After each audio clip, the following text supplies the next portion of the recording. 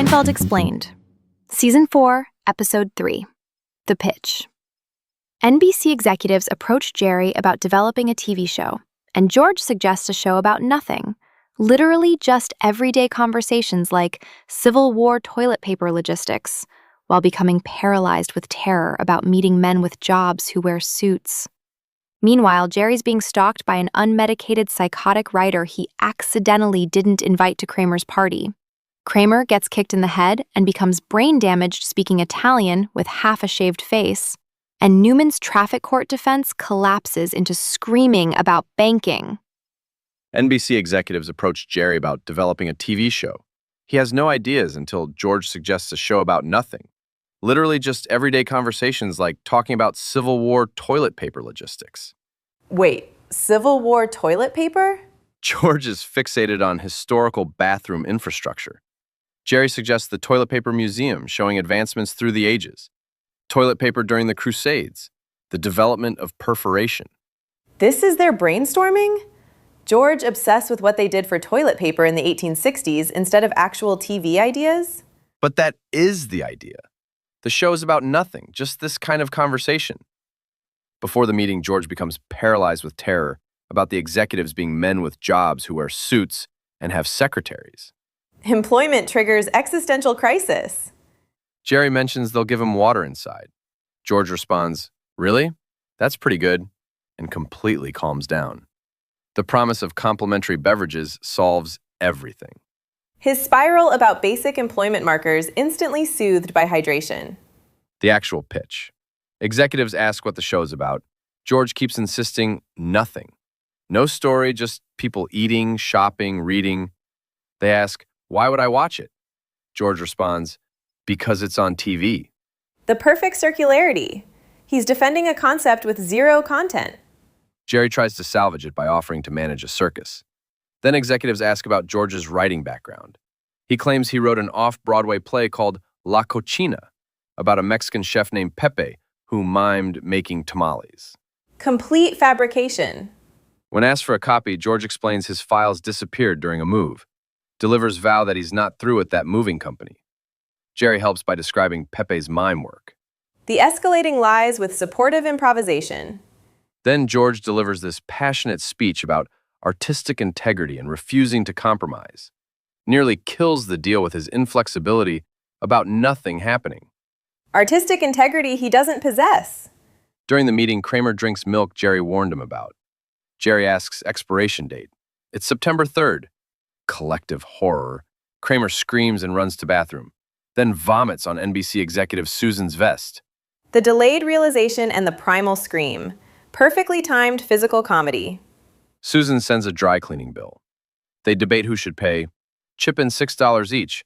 When Jerry offers the $18, Susan actually accepts it. Jerry's scandalized. She took the money. Jerry expected the social script where offering money means they decline. Offering is supposed to be performative, not literal. Meanwhile, there's this psychotic writer, Joe Davola, that Jerry accidentally mentioned Kramer's party to.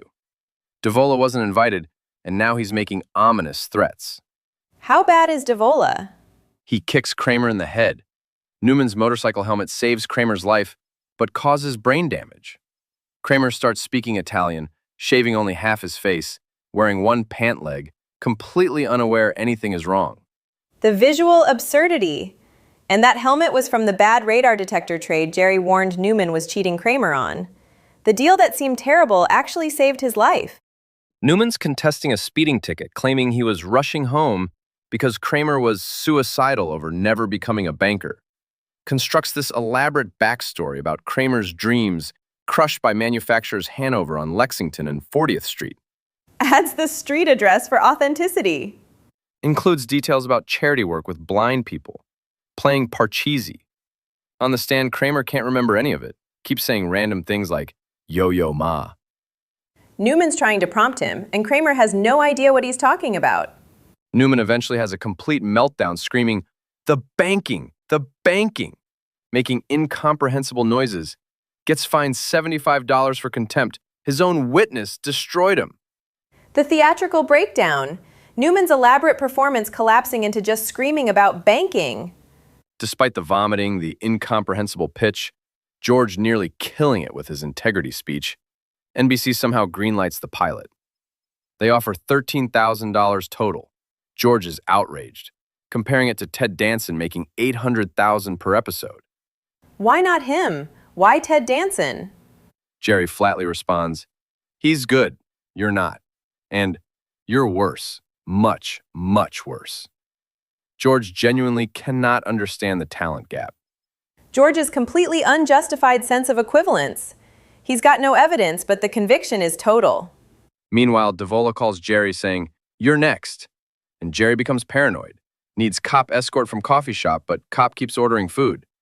Muffin, then sandwich, then coffee. The simple favor becoming full meal service.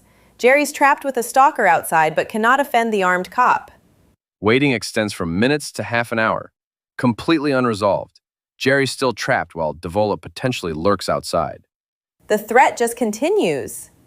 The central absurdity is that a show about nothing is actually getting made while everything goes wrong.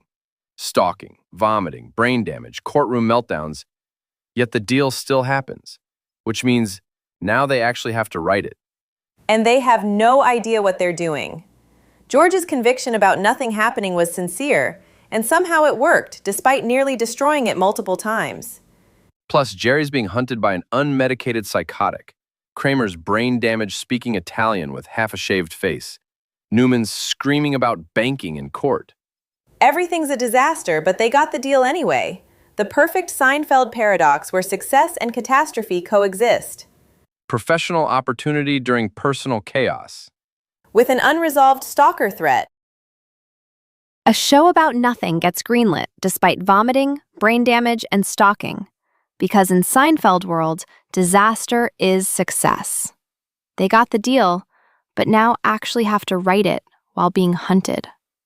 George's unjustified equivalence to Ted Danson continues. Newman's banking meltdown entered the permanent record, and Kramer's half-shaved, Italian-speaking brain damage proved the bad radar detector trade was secretly protective all along.